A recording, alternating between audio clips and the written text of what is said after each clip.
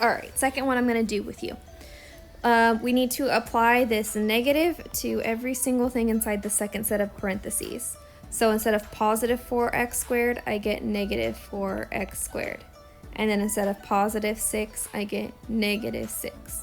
And then I'm going to rewrite everything from the first set of parentheses and change it into addition.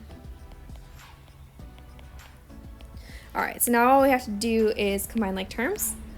So actually the highest degree I see is this negative 4x squared, which is in the second set of parentheses. And I don't see any like terms with that. So I'm gonna go ahead and just rewrite it. So negative 4x squared.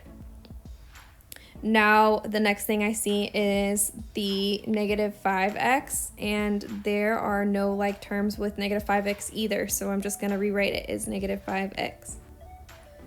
But those 6's, those are like terms. So I'm going to take negative 6 and negative 6. And if I owe you $6 and then I owe you $6 more, I actually owe you 12. So you get minus 12.